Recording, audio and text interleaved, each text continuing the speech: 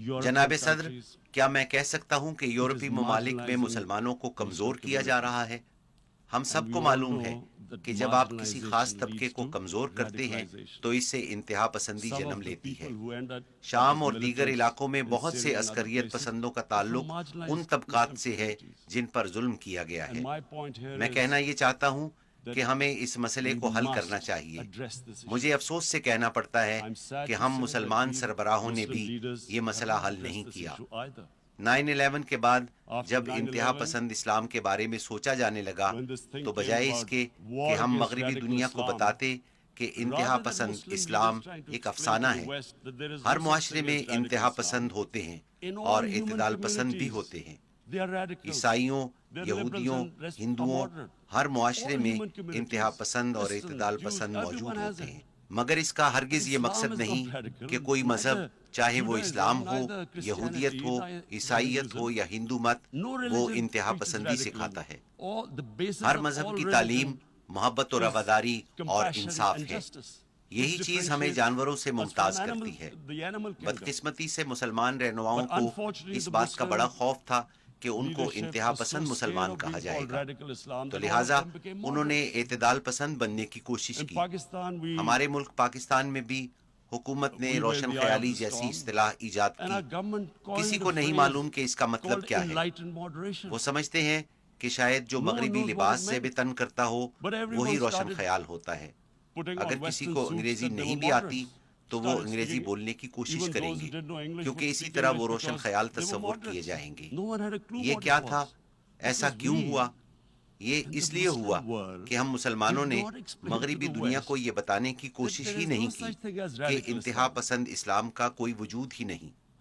9/11 کے بعد اسلام کو دہشت گردی سے جوڑنے کی ایک وجہ دہشت گرد حملے تھے، کیونکہ 9/11 کو جن دہشت گردوں نے حملہ کیا وہ خودکش بمبار تھے۔ مسلمانوں کے بارے میں کہا گیا کہ وہ اس لیے خودکش حملے کرتے ہیں کہ ان کا ایمان ہے کہ اس طرح ان کو جنت میں اعلیٰ مقام ملتا ہے۔ Are involved in suicide attacks because they will get virgin in heavens. Some came up with, what about women? Suicide attackers. So this bizarre thing happened. No one explained. یہ کیا عجیب و غریب بات ہے۔ مسلمانوں کی جانب سے خودکش حملوں کو دہشت گردی کہا گیا، مگر کسی نے یہ تحقیق نہیں کی کہ 9/11 سے قبل دنیا کی تاریخ میں سب سے زیادہ خودکش حملے تامل ٹائیگرز نے کیے جو کہ ہندو تھے، مگر اسی بنیاد پر کسی نے ہندو مت کو دہشت گردی کا مذہب نہیں کہا، اور یہ صحیح بھی تھا کیونکہ ہندو مت کا دہشت گردی سے کوئی تعلق نہیں۔ یہ سری لنکا میں ان لوگوں نے کیے جن کے لیے جینا عذاب بن گیا تھا۔ دوسری جنگ عظیم کے موقع پر جاپانی پائلٹوں نے امریکی بحری جہازوں پر خودکش حملے کیے، تو اس وجہ سے کسی نے بدھ مت پر دہشت گردی کا الزام نہیں لگایا۔ مسلمانوں نے اپنے آپ کو روشن خیال اور اعتدال پسند ثابت کرنے کی کوشش تو کی، مگر مغرب کو اصل حقائق سے آگاہ نہیں کیا۔ Because of I played professional sport in England, I spent a lot of time there, so I know. لہٰذا میں سمجھتا ہوں کہ اسلاموفوبیا پر مغرب کو بتانا بہت ضروری ہے، کیونکہ میں مغرب میں بہت سال رہا ہوں اور مجھے معلوم ہے کہ مغربی لوگ مذہب کو اس نظر سے نہیں دیکھتے جس نظر سے ہم مذہب کو دیکھتے ہیں، اور یہ کہ اسلام کے بارے میں ان کی غلط فہمی کیسے پیدا ہوئی۔ 1989 میں ایک کتاب شائع کی گئی جس میں ہمارے پیارے نبی صلی اللہ علیہ وسلم کی توہین کی گئی، جس سے مسلم دنیا میں رد عمل آیا۔ مغرب کو اس مسئلے کی سمجھ ہی نہیں آئی، کیونکہ مغرب میں مذہب کو بالکل مختلف نقطۂ نگاہ سے دیکھا جاتا ہے۔ وہ ہماری طرح مذہب کو نہیں دیکھتے۔ اسلام کو عدم برداشت کا مذہب سمجھا گیا۔ یہ مسئلہ وہاں سے شروع ہوا، اور پھر ہر 2-3 سال بعد کوئی اور سامنے آتا ہے اور ہمارے نبی صلی اللہ علیہ وسلم کی توہین کرتا ہے، جس پر مسلمان دنیا سے رد عمل آتا ہے، اور اس طرح اسلام کے بارے میں عدم برداشت کا تاثر پھیلتا جا رہا ہے۔ And Islam took a real beating 30 years ago. I still remember it became a watershed. And every 2 or 3 years, someone would malign our Prophet, peace be upon him. There would be a reaction by the Muslims. And again, it was Islam, an intolerant religion. Again, this time, I blame a certain section of the people in the West who deliberately provoked this. میں مغرب میں ایک خاص طبقے کو اس ضمن میں ذمہ دار سمجھتا ہوں جو جان بوجھ کر اس قسم کی مذموم کوششیں کرتا ہے کیونکہ ان کو معلوم ہے کہ اس سے کیا اثرات پیدا ہوں گے۔ مغربی دنیا کی اکثریت کو اس کی سمجھ ہی نہیں ہے اور اس سلسلے میں مسلمان رہنماؤں نے مسلمانوں کو رسوا کیا ہے۔ ہمیں ان کو بتانا چاہیے کہ ہمارے نبی صلی اللہ علیہ وسلم کی ہمارے لیے کیا حیثیت ہے۔ میں آپ کو بتاتا ہوں کہ ہمارے نبی صلی اللہ علیہ وسلم کی ہمارے دلوں میں کتنی محبت ہے۔ نبی اکرم صلی اللہ علیہ وسلم ہماری مقدس کتاب قرآن پاک کے گواہ تھے اور قرآن مسلمانوں کی رہنمائی کرتا ہے اور نبی صلی اللہ علیہ وسلم کی زندگی قرآن کا عملی نمونہ ہے۔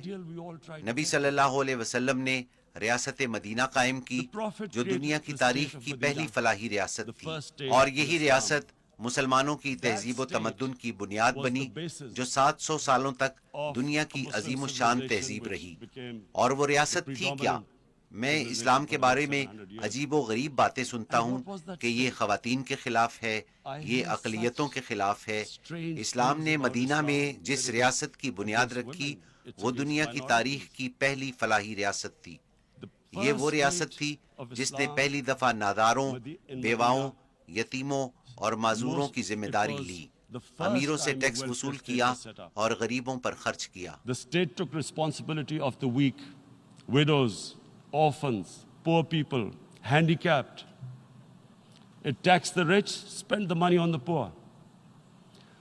The state announced that all human beings are children of Adam. Hence, ریاست نے اعلان کیا کہ تمام انسان حضرت آدم علیہ السلام کی اولاد ہیں۔